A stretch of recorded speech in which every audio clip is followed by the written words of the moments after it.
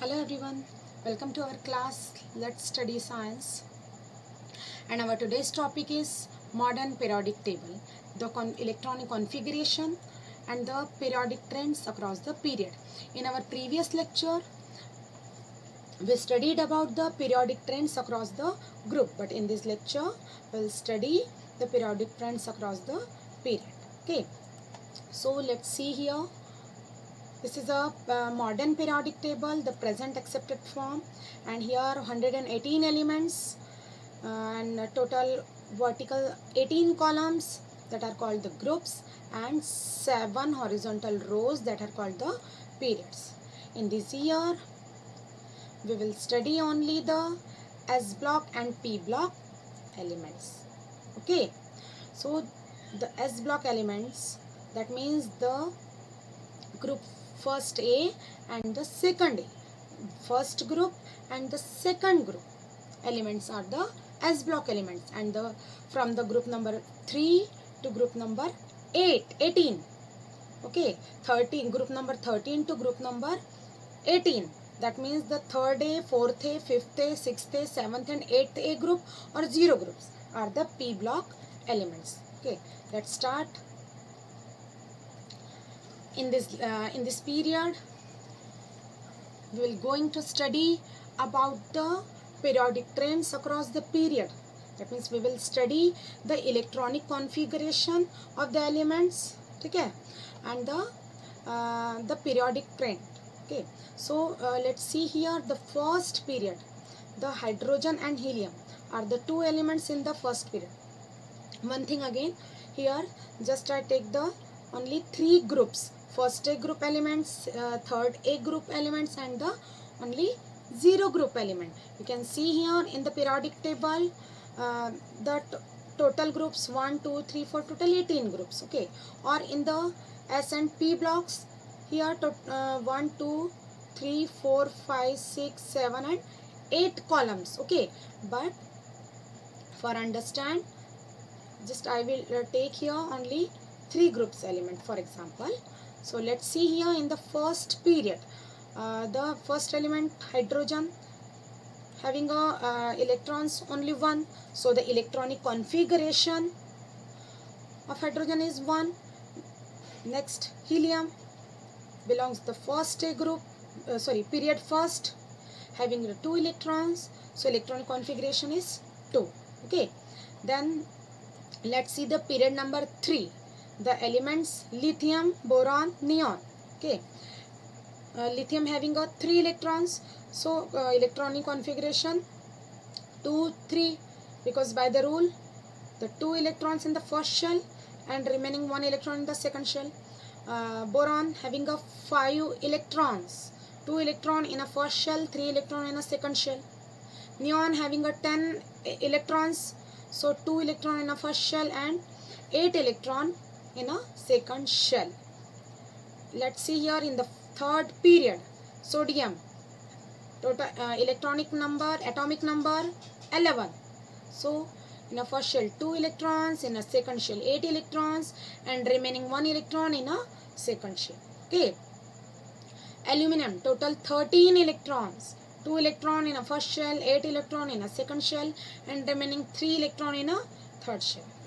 Next, argon, 2 electron, 8 electron, and then 8 electron. Okay, you know by rule in our previous lecture I told you about the this rule. Okay, in the first shell maximum electrons must be 2, in a second shell maximum electrons 8, then in the third shell 18, and then 32. Okay, so let's see here in the fourth period, potassium 2, 8, 8, 1, the configuration of gallium 2, 8, 18, 3, krypton 2, 8, 18, 8, and so on. You just observe here only one shell, okay, and helium having only one shell, because they helium and hydrogen belongs to the first period. But what about lithium, boron and neon? Lithium having a 2 shells, boron having a 2 shells, and neon having a 2 shells. they belongs to the group, sorry, period 2. Then period 3 elements, sodium having a 3 shell, aluminum having a 3 shell, argon having a 3 shell. Period 4, potassium, period 4, so shells are 4, 4 and 4. Period 5, so shells 1, 2, 3, 4, 5, 1, 2, 3, 4, 5 and 4, 1, 2, 3, 4, 5. Understand? So, what you observed, student? You observed the period number equals to the number of shell. Let's see again. Period number 1, shell 1. Here period number 3, number of shell 1, 2, 3. Here 1, 2, 3, here 1, 2, 3. Period number 5, shell, number of shells 5. It's clear? So you observed here the period number equals to the number of shell. It's clear? Then here we take the third period, okay, to explain the brief.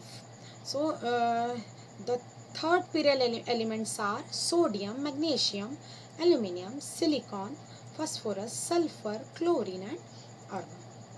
And this belongs to the first A group. Magnesium belongs to the second A, then third A, fourth A, fifth A, sixth A, seventh A and eighth A. Okay. So let's see the electronic configuration. Sodium 281, because sodium having 11 electrons. So 281. Magnesium's configuration 282. Aluminium 283. Then 284, 285, 286, 287 and 288. You can see clearly in the outermost shell, sodium having a 1 electron. In the outermost shell is also known as valenced shell. What? Valenced shell. So in a valenced shell, magnesium having the 2 electrons. Okay, and these electrons in the outermost shell or the valence shell are called the valenced electrons. Aluminum having the valenced electron 3. Silicon having the valenced electron 4. Phosphorus, sulfur, chlorine having the valenced electron 7. Argon having the valenced electron 8. Okay. So the valency of the sodium will be 1. Why? Because in the outermost shell only 1 electrons here. In the outermost shell of the sodium only 1 electron. That means sodium can easily lose its 1 electron. So the valency of sodium is 1. Here in the outermost shell of the magnesium there are 2 electrons. So magnesium can easily lose its 2 electron. Okay, that means the valency of magnesium is 2. And aluminium having a 3 electron in outermost shell. So valency of aluminium is 3 because it can easily lose its 3 electron. Okay. So these 3 elements, that means the sodium, magnesium and the aluminium, are called the metals. Why?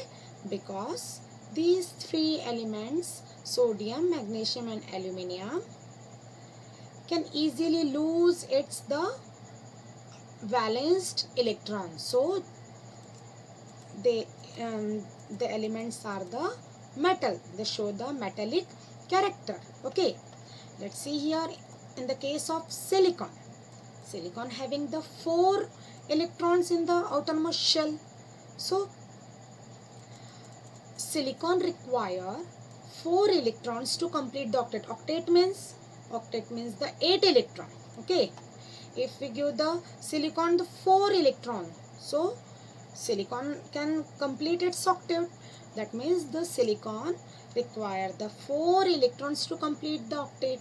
Okay. So its valency is 4. Okay. But as sodium, magnesium and aluminium can easily lose its outermost electrons.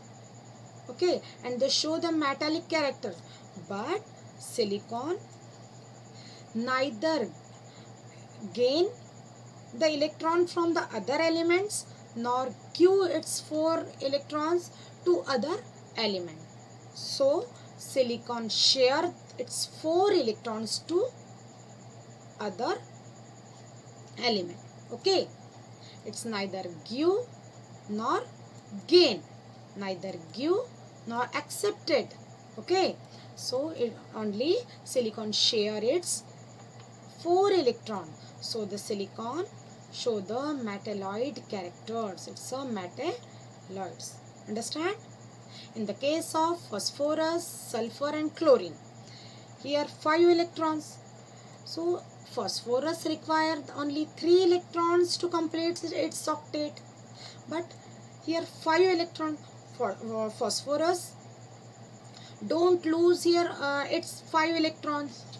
Okay, but phosphorus gain the 3 electrons from the other elements to complete its octet. So here the valency of the phosphorus is 3. Okay, and the sulfur total 6 electrons, balanced electron. It's require only 2 electrons to complete the octet. So its valence is 2. 7 electrons in the chlorine. So chlorine accept the 1 electron from the other atom to complete its octet. So its valency is 1. Okay, so these 3 elements are the non-metal. Why? Because these 3 elements gain the electrons, gain the number of electrons from the other element. So they show the non-metallic character. Understand? And the last group, the argon, it's a configuration 288. That means the outermost shell. See the outermost shell, the number of electrons are 8. So here the octet is complete. So neither argon give its 8 electron to other atom nor gain.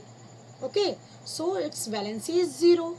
And that's why these all elements that belongs to this group are called the inert gas or the noble gases. Understand? The electrons, the elements that give its electron to other are metals, that share are the metalloid.